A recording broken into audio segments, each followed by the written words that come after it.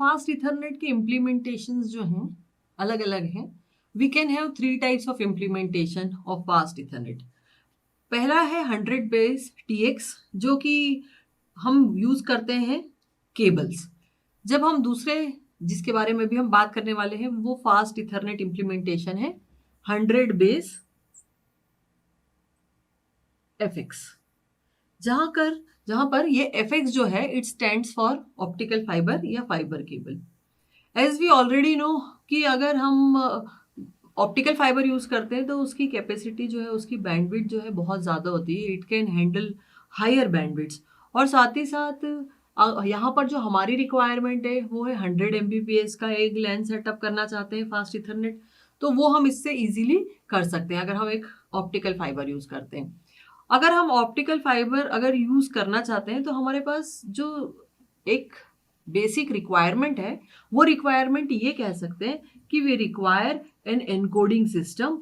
वो that we have to choose. हमें इस एनकोडिंग सिस्टम को चूज करना पड़ेगा which will suit this optical fibre medium. उसको वहां पे सूटेबल होना पड़ेगा या सूटेबल होना चाहिए.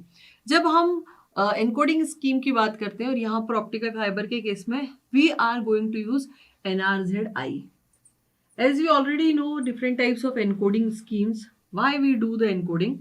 हमारा बेसिक रिक्वायरमेंट जो है वो ये है कि हम एक स्टेशन से दूसरे स्टेशन पे अपना पूरा डेटा ट्रांसमिट करें और साथ ही साथ वो डेटा जो है आपके स्टेशन को अंडरस्टैंडेबल हो.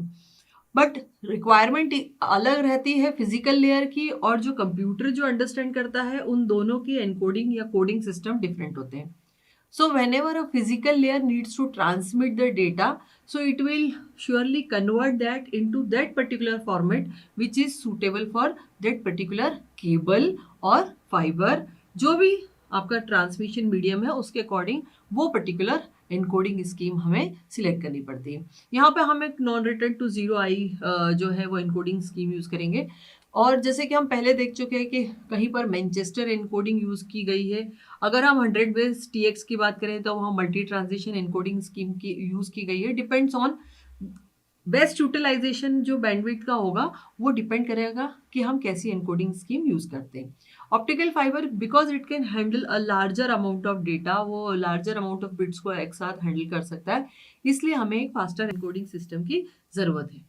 Now, if we are talking about NRZ-I, so this encoding system same as that of the multi transition, यहाँ पर इसके साथ भी बिट सिंक्रोनाइजेशन या सिंक्रोनाइजेशन की प्रॉब्लम है.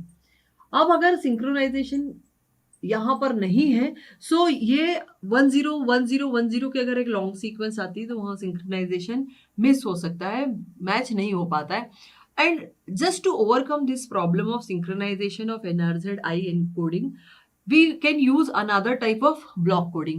जो सेम ब्लॉक कोडिंग हमने 100 बेस TX में यूज की गई. तो 100 बेस TX जो है जिसमें हमने 4B/5B एनकोडिंग स्कीम यूज की थी, the same encoding block coding scheme we are going to use here in this. अगर हम ये एनकोडिंग स्कीम यूज करते हैं तो what we require, basically we require an encoder for block encoding that is 4B/5B encoder. Now ये 4B/5B जो encoding scheme होती है वो जब भी कोई एक पर्टिकुलर रेट आता है उसमें जितनी भी बिट्स होती हैं उन बिट्स के इक्विवेलेंट रिप्रेजेंटेशन जनरेट करता है. अगर 5 बिट के ग्रुप को सिग्नल को वो 4 बिट के ग्रुप सिग्नल से रिप्रेजेंट करता है, ये इसकी खासियत है. Now whenever if consider 25 Mbps rate हम यहाँ पे मान रहे हैं जो कि हमारे 100 बेस FX का रेट है, तो यहाँ पर multiplied by 4 which is 100 Mbps, जो कि हम चाहते हैं कि 100 Mbps रेट हो, तो हमें ये एक 25 Mbps इंटू 4 का एक रेट यहाँ पे मिल रहा है. जब हम उस 5 बिट्स को 4 बिट में कन्वर्ट कर देते हैं तो जो रेट है इस ब्लॉक एनकोडिंग के बाद वो मिल जाता है आपको 125 Mbps. ना लास्टली ये ब्लॉक एनकोडिंग तो हमने सिर्फ इसलिए की है क्योंकि NRZ-I जो है सिंक्रोनाइजेशन की प्रॉब्लम क्रिएट करती है, बट बेसिकली जो हमारी रिक्वायरमेंट है फिजिकल लेयर की वो है NRZ-I की एनकोडिंग. सो हम ये जो पर्टिकुलर सीक्वेंस ऑफ बिट्स आ रही है, जो बिट स्ट्रीम आएगा उसको NRZ I एनकोडर से एनकोड करेंगे और ये एनकोड करने के बाद हम ट्रांसमिट कर देंगे once it is converted into NRZ I encode. अब जब दूसरे एंड पे जाएगा, रिसीविंग एंड पे, सो इसका just opposite we must need a decoder at both the ends. दो डिकोडर चाहिए। कौन कौन से? एक तो ये डिकोडर चाहिए जो कि NRZ I को डिकोड कर दे, और दूसरा डिकोडर क्यों चाहिए? क्योंकि हमें 4B/5B को डिकोड करना है, और एक्चुअल जो हमारा डेटा था वो जो है रिसीवर को जिस तरीके से दिख रहा था यहाँ पे ट्रांसमीटर को, उसी तरीके से यहाँ भी दिखाई देना चाहिए। सो ये हमारी बेसिक रिक्वायरमेंट है। तो हम ये करेंगे, पहले हम एनकोड करेंगे, ट्रांसमिट करेंगे, और उसके बाद उसको क्या करेंगे, डिकोड करके यहाँ पर आपको actual rate again you will get 100 Mbps rate.